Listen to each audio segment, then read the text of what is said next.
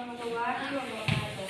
Waalaikumsalam warahmatullahi wabarakatuh. Oke, selamat pagi semuanya. Pagi, Bu.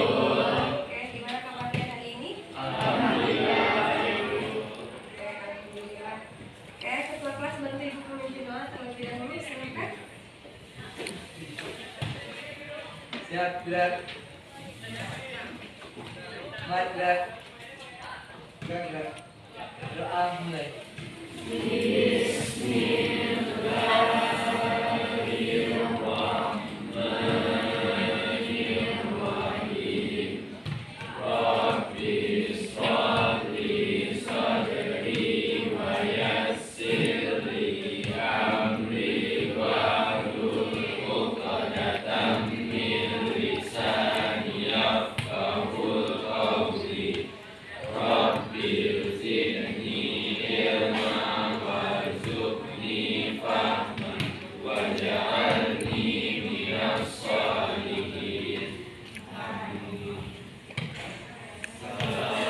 waalaikumsalam warahmatullahi wabarakatuh. Oke, sekarang mau cek kehadiran terlebih dahulu. Abda Alkira ada, Aisyah Atira, Andika Ilmi, Ara Rahmatul Fadila, Aisyah Faiza Maisara, Cara Sakarisa, Dimas Ahmad Jailani, Dinda Irana Tasya, Fikrani Zakia, Wahyu Ferdiansyah, Zaica Nadia. Oke, hadir semua ya. Oke, siap untuk memulai materi hari ini? Siap. Ya. Kira-kira ada yang tahu nggak apa materi kita hari ini? Oke, seperti yang sudah ada di depan ya, ini adalah materi kita hari ini tentang dakwah, khutbah, dan tabligh. Nah, ini akan kita materi kita hari ini tentang dakwah, khutbah, dan tabligh. Oke, sebelum kita membahas materi lebih lanjut, sekarang ibu bertanya tentang materi yang sebelumnya. Yang mana materi sebelumnya adalah kita mempelajari tentang perkelahian pelajar, miras, dan narkoba. Kira-kira masih ingat nggak dengan materi yang sebelumnya ini? Sekarang ibu mau tanya Keisha terlebih dahulu. Menurut Keisha yang perkelahian atau tawuran itu apa?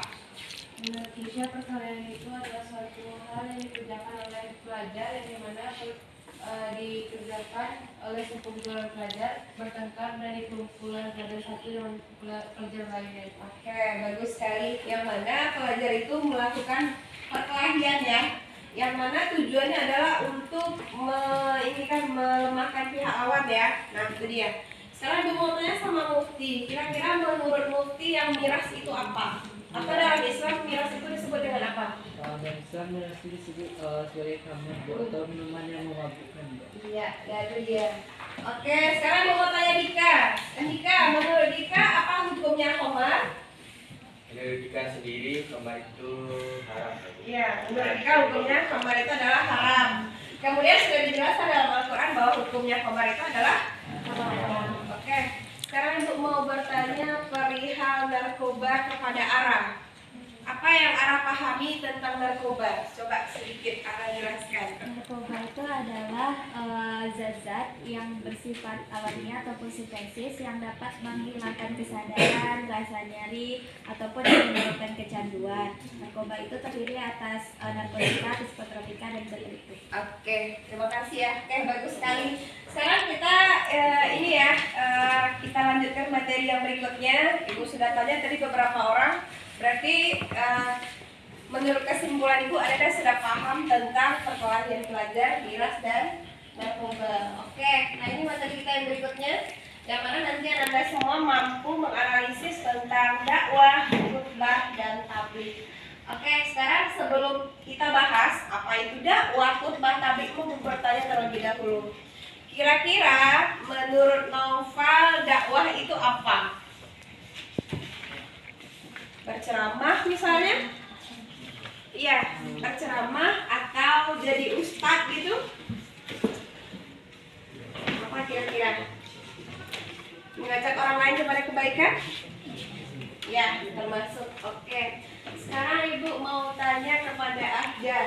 Kira-kira Anda pernah nggak mengikuti khutbah? Pernah. Kapan kira-kira khutbah itu adanya? Waktu bulan Ramadan.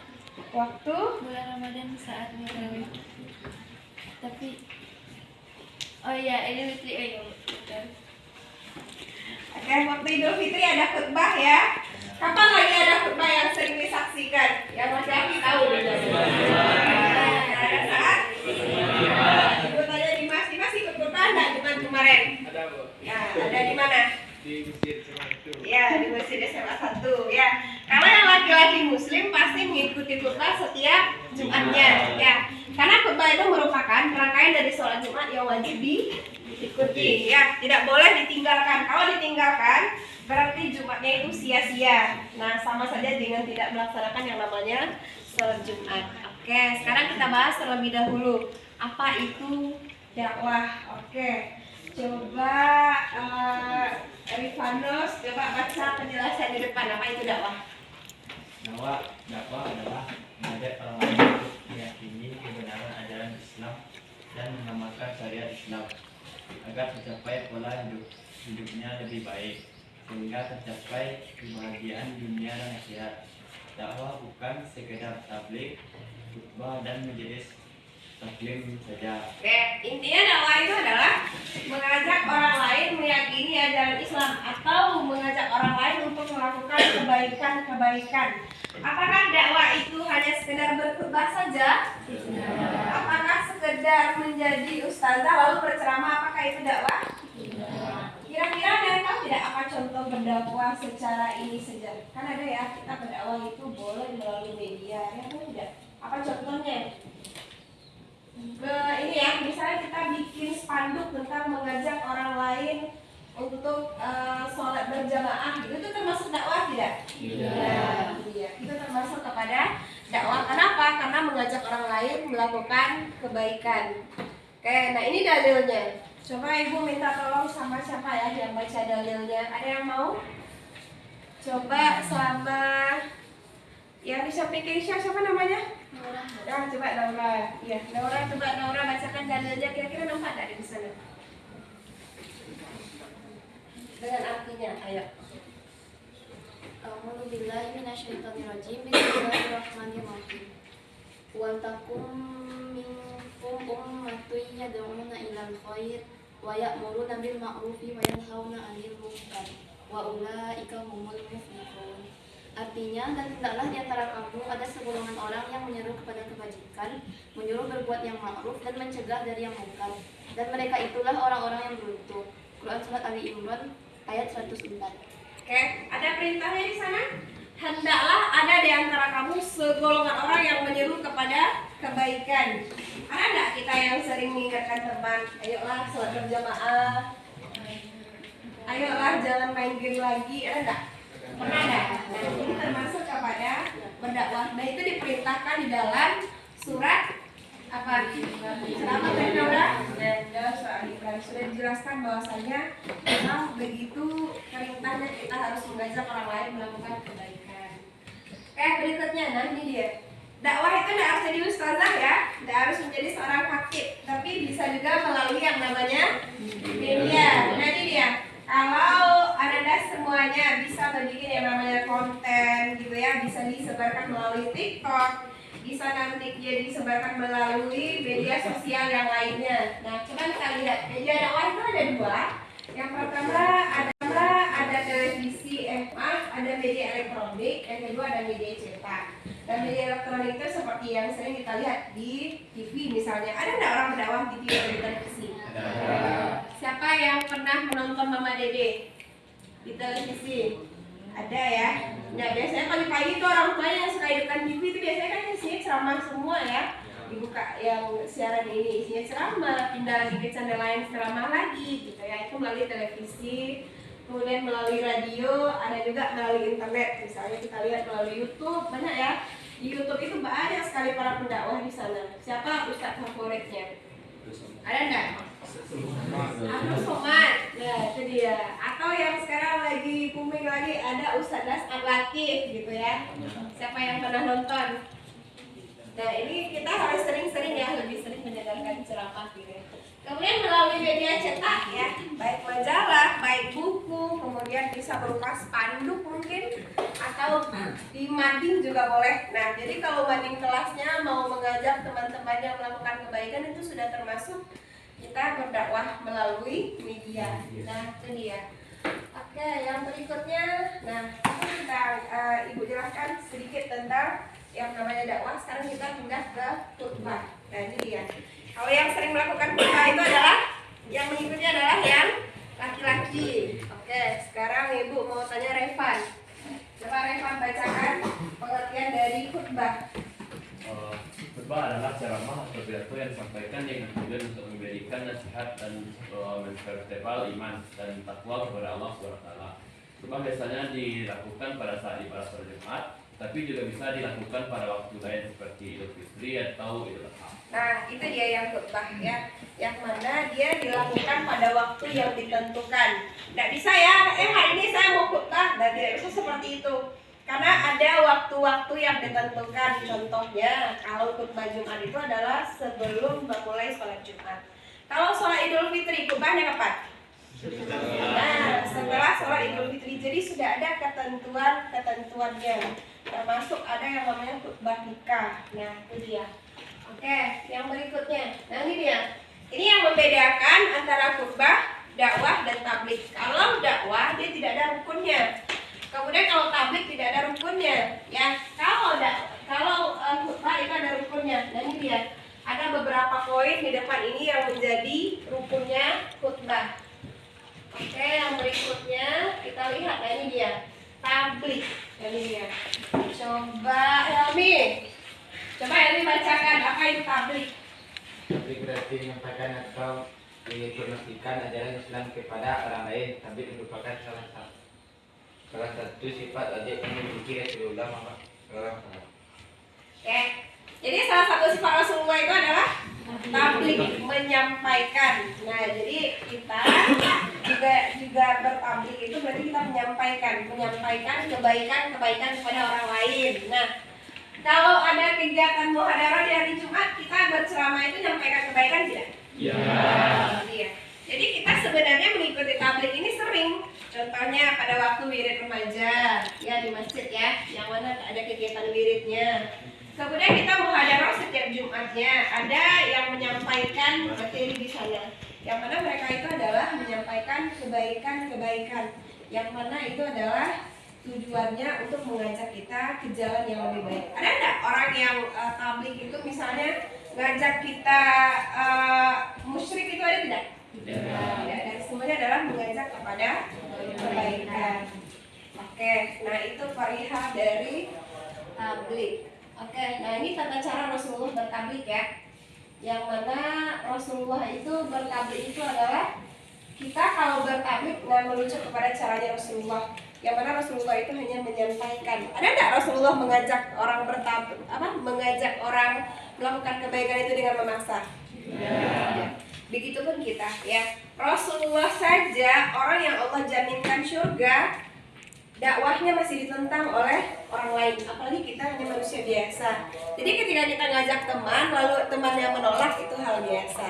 Tapi jangan henti-hentinya mengingatkan teman melakukan yang namanya kebaikan.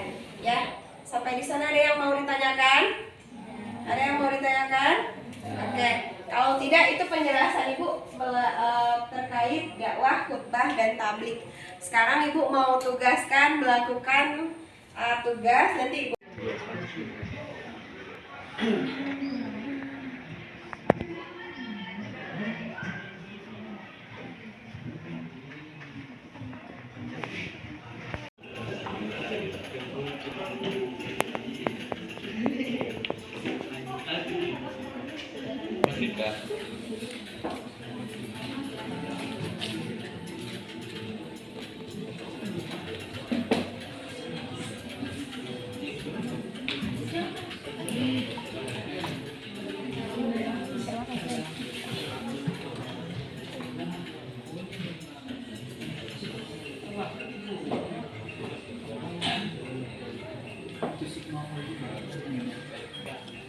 Bisa Ki?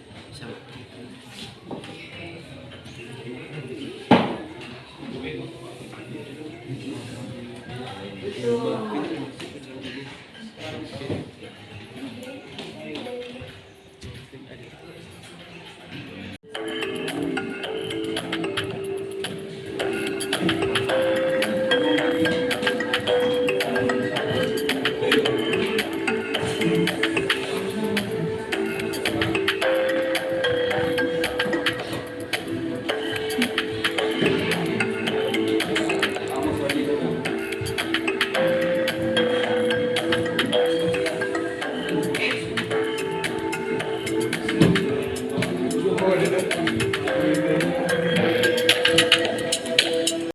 tadi kita sudah sudah mengerjakan tugas fizisnya. Ada yang nilainya tinggi, ada yang nilainya masih di bawah KKM, tapi tidak apa-apa. Oke, mari kita simpulkan materi kita hari ini tentang dakwah, khutbah, dan tabligh. Coba Keisha, kira-kira dari materi yang kita bahas hari ini apa yang bisa Keisha simpulkan terkait dakwah, khutbah, dan tabligh? Kalau menurut Keisha sendiri Bu, dibanding khutbah dan tabligh, cakupan dakwah itu lebih luas. Sementara khutbah dari yang lainnya antara dakwah dan tabligh memiliki rukun-rukun yang menentukan waktu tertentu khutbah itu dilaksanakan. Dan tabligh sendiri kita sering mendengarkan tabligh itu di kehidupan kita sehari-hari seperti ceramah di wirid remaja ataupun di acara-acara lainnya yang membawa kita menuju kebaikan gitu. Oke, luar biasa. Kita kasih aplaus dulu untuk Keisha. Jadi intinya dakwah itu adalah mengajak orang lain melakukan kebaikan, boleh melalui media. Kalau kita tidak pandai menjadi ustadz atau ustazah, tidak pandai berceramah, boleh melalui sosial media. Intinya sosial media kita itu gunakan dengan sebaik-baiknya. Jangan hanya kita bikin konten goyang-goyang TikTok. Nah, itu kan tidak ada manfaatnya. Tapi ketika kita membuat konten tentang kebaikan, maka nanti akan mendatangkan kebaikan-kebaikan di luar sana. Kemudian kalau khutbah ini ada rukunnya, berbeda dari yang lainnya. Kemudian ada juga syarat-syarat dari khatibnya. Kemudian yang terakhir ada tabligh. Tabligh ini adalah menyampaikan kebaikan-kebaikan kepada orang lain. Contohnya seperti yang sudah kita ikuti, yang sering kita ikuti baik di ketika kegiatan muhadharah maupun ketika kita mengikuti kegiatan wirid. Oke, sampai di sana ada yang mau ditanyakan? Oke. Kalau tidak ada yang mau ditanyakan, kita cukupkan. Mudah-mudahan memahami materi hari ini. Ibu mohon maaf kalau ada salah kata dalam menyampaikan. Kita akhiri dengan membacakan hamdalah. Alhamdulillahirabbil alamin. Oke, assalamualaikum warahmatullahi wabarakatuh.